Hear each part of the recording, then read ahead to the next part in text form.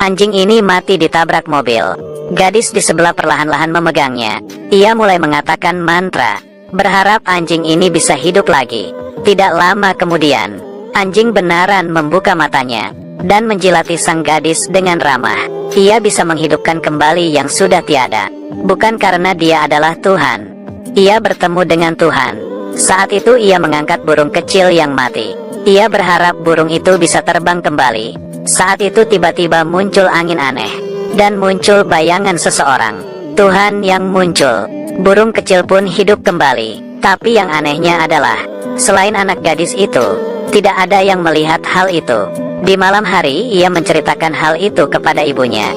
Bahkan mengatakan Tuhan berkata kepadanya, tidak lama kemudian dia akan naik ke surga. Ibunya pun kaget. Orang yang hidup bagaimana bisa naik ke surga? Ia pun langsung menidurkan anaknya. Tapi di tengah malam ia demam. Setelah dokter memeriksanya, ini adalah demam biasa. Tapi wajah ibunya sangat panik, mengatakan apa yang dikatakan Tuhan kepada anaknya. Dokter pun hanya tertawa, mengatakan ia percaya dengan ilmu biologi. Saat itu ayahnya mengeluarkan gambar yang digambar anaknya. Seorang gadis berumur 7 tahun. Tidak mungkin bisa melakukan hal itu. Apakah dia benar-benar melihatnya? Keesokannya sang gadis mengeluarkan sebuah gambar, yaitu teman baiknya yang sedang bermain bola basket. Tapi temannya itu lumpuh, selalu berada di atas kursi roda. Bagaimana mungkin bisa bermain basket?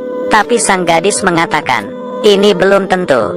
Ia memegang kedua tangan temannya dan mengucapkan mantra. Tidak sampai setengah hari, di saat temannya pergi ke dokter untuk perawatan, tiba-tiba ia bisa benaran berdiri. Dokter yang melihatnya pun kaget. Selain Tuhan, tidak ada yang bisa menjelaskan hal ini. Berbagai orang yang Said pun datang ke rumah untuk mencarinya, berharap ia mengulurkan tangannya. Sang gadis yang baik hati ingin keluar rumah, tapi ayahnya menahannya. Bila ia menyembuhkan salah satu orang, maka kehidupannya yang damai juga akan dihancurkan. Sang gadis pun kembali ke kamar, tapi melihat tatapan orang dari luar jendelanya. Dia pun tidak bisa mengabainya. Ia memegang salah satu tangan orang yang sakit dan mengucapkan mantra. Wanita itu pun mukanya mulai cerah. Tidak lama kemudian ia mulai menjadi sehat. Ia tahu, penyakit di dalam tubuhnya mulai hilang. Sang wanita pun sangat senang dan memeluk erat si gadis. Sang gadis merasakan kebaikan yang ia lakukan, pun mulai menyembuhkan yang lainnya. Mata gadis ini berwarna putih. Ia membuka kacamata hitamnya. Mata yang awalnya putih sekarang muncul hitamnya. Ia sangat senang dan langsung memeluk ibunya. Ini adalah hal pertama yang dilihatnya. Dan yang menolongnya adalah gadis kecil di depannya. Tidak ada yang melihat. Di balik sang gadis, ada seorang pria yang tembus bayangan. Itulah wujud aslinya. Dan si gadis adalah orang yang terpilih. Ia sangat senang untuk menolong orang lain. Tapi dengan tindakan ini, menguras banyak tenaga. Ia berjalan beberapa langkah dan jatuh pingsan. Hasil pengecekan dokter membuat semua orang sedih. Ia menderita kanker otak. Sekarang satu-satunya yang bisa lakukan adalah memperpanjang kehidupannya. Sekeluarga stres. Mereka tidak bisa percaya dengan hal ini. Gadis yang mendengar percakapan orang tuanya, mendengar dengan jelas. Meski ia takut dengan kematian, tapi ia lebih takut ibunya khawatir. Ia membuka kedua tangannya dan mengatakan ia sangat mencintai mereka. Ia menangis dan memohon kedua orang tuanya, ingin sekali lagi pergi ke danau. Mungkin saja Tuhan memiliki cara. Tapi setelah itu, ia pun jatuh pingsan. Ayah segera membawanya ke rumah sakit. Tapi sang gadis berkata, tolong bawa aku ke danau. Kakeknya yang tidak percaya dengan Tuhan melepaskan topinya dan berlutut, berteriak sekuat tenaga, bila Tuhan benaran ada, kumohon tolonglah cucu saya. Tolong jangan bawa dia pergi dari sisiku. Tapi di sini semuanya diam. Sama sekali tidak ada respon. Setelah kakek pulang ke rumah, orang yang diselamatkan sang gadis, mereka ingin membawa keluar ia dari rumah sakit dan memenuhi keinginan terakhirnya. Ini adalah rencana mereka. Tujuannya adalah gadis yang sakit parah di atas kasur. Kakeknya sedang merawatnya. Kemudian sang kakak masuk ke kamar dan menggendong sang gadis ke kursi roda. Di luar kamar pasien, tim yang bertugas untuk menarik perhatian juga tidak mudah.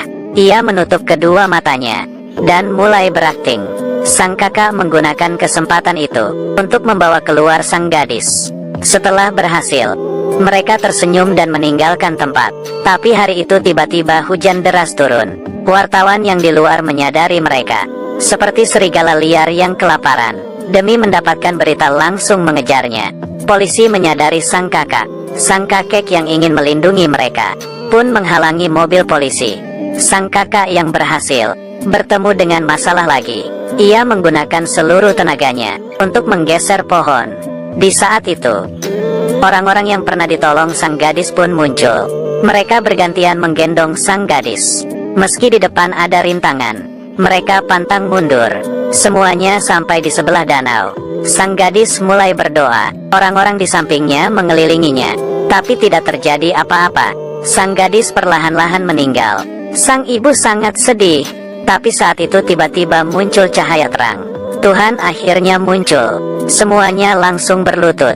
Arwah sang gadis naik ke atas, menuju surga. Wartawan yang mengikuti mereka tidak bisa merekam sama sekali.